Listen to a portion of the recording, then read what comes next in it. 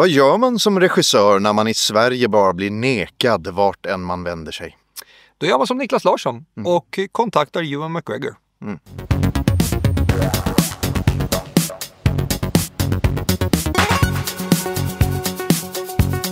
Mother Couch är skriven och regisserad av Niklas Larsson. 3 syskon måste samlas när deras mor vägrar flytta sig från en soffa i en möbelbutik. Filmen heter Mother Couch, men den är baserad på en svensk bok. Ja. Författaren heter Jerker Wiborg och han skrev en bok som heter Mamma i soffa. Han har också skrivit en bok som heter Svart krabba tidigare och det är ju en film vi har recenserat länge sedan. De tog sig rätt mycket friheter med Svart krabba från bok till film. Och Niklas Larsson här har tagit rätt mycket friheter han också. Jag tror att boken är mycket mer vad jag trodde den här filmen skulle vara. Medan den här filmen var någonting jag absolut inte hade förväntat mig. Nej, jag visste inte alls att det här skulle bli det jag skulle se. Nej, jag trodde jag skulle se ett djupt drama. Familjedrama. Ja, med mycket dialog, tungt, kanske väldigt dramatiskt mellan varven. Känslomässiga vändningar. Ja. Den ska vara weird, tydligen. Jag har inte läst boken än, men jag vill läsa den nu för att se liksom skillnaderna. För den här filmen är weird också. Ja. David och Grufford är 2 bröder. De har syra också som heter Linda. De är på en möbelaffär någonstans i USA. Och där bestämmer sig deras mamma för att sätta sig ner på en soffa. Och inte resa sig upp. Nej. Varför vet de inte? Nej. Och inte vi heller. Nej. Jävlar vilken cast han har fått med här. Ja. Det är helt fantastiskt. För en regidebut.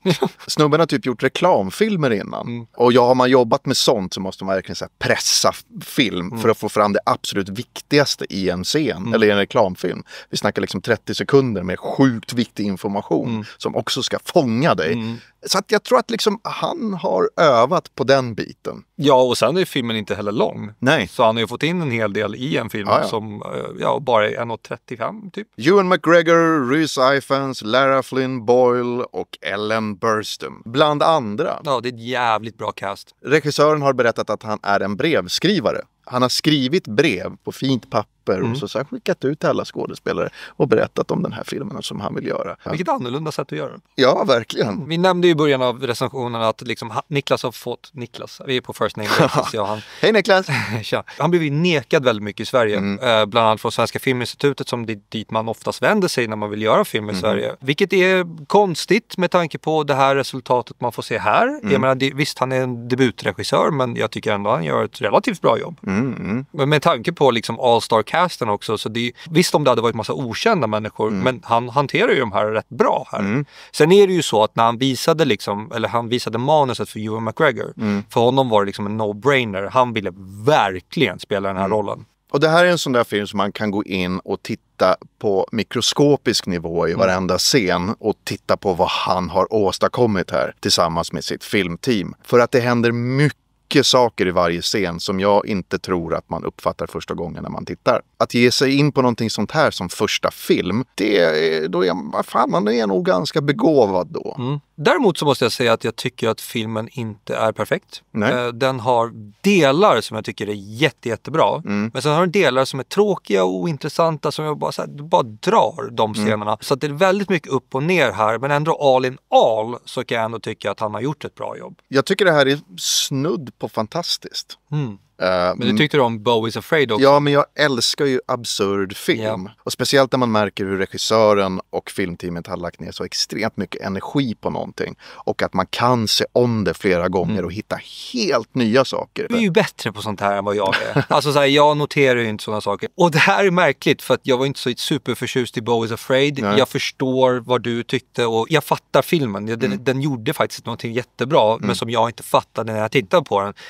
I det här så saknar jag typ mer absurditet. Beau is Afraid hade massa absurditet. Men att om man går in i den och inte riktigt vet vad man ska ge sig in på, då blir det så här, den är på ett visst sätt ett tag. Sen så blir den surrealistisk. Och där är jag inte riktigt med. Nej. Jag tror att den här filmen måste ses om av den anledningen. För att jag tror att den är ganska absurd redan när det början också. Det var bara det att vi såg inte det för det var så minimalistiskt. Det som händer sen är ju så här jättekonstigt och jag kan förstå publiken som inte fattar fattar eller vill fatta den här filmen. Det är bara så här, nej men ingenting skrivs på näsan, då är det skit. Nej. Viss publik är ju så. Ja. Inte alls lika kaotiskt som i Beau is Afraid. Men jag behövde inte det kaotiska. Nej. För den filmen finns för det. Den här filmen blev jag så fascinerad av. Så det var nästan som att jag bara, men jag ser om den en gång till. För att jag tyckte, inte nödvändigtvis att filmen var fantastisk i sin helhet så.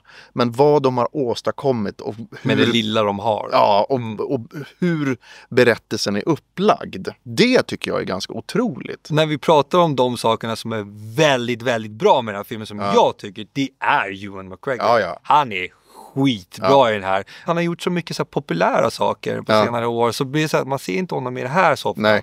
Men det är fan hans skådespelarchops. Ja. Sitter kvar fortfarande. Men det är kul med skådespelare som gör sånt här. När de men när de går ifrån Star Wars och så här miljoner på miljoner dollar. Det är en svensk snubbe som har skickat ett brev till dig. Okej, jag läser för det. Den här filmen vill jag göra. Men du får 25 spänn och en kopp kaffe. Jag vill ändå göra den här filmen. Så jag är fascinerad av den här filmen. Verkligen. Sen håller jag med om att den inte är perfekt. Men jag har bara sett den en gång. Den kanske kommer bli perfekt om jag ser om den. Det var en typ tvärtom med Beau is Afraid. Att jag tyckte om den mycket mer första gången. Men sen så förstod jag den andra gången. Och då var det inte lika kul. Nu har jag ett nytt namn som jag kommer hålla utkik efter. Jag hoppas bara att du kommer hålla dig till det här lilla absurda. Och vad jag förstår är det precis det han är ute efter som filmskapare. Och nästa film kommer ändå bli en superhjältefilm, så spelar det ingen roll. Lycka till, Niklas! Och Jerker Widborg har ju skrivit massa böcker, så att han kan nog inspirera många regissörer där ute. Men medan vi väntar på de filmerna så får ni väldigt gärna trycka på prenumerera på vår kanal. Och tack för att ni tittade. Vi ser fram emot att snacka mer film med er framöver.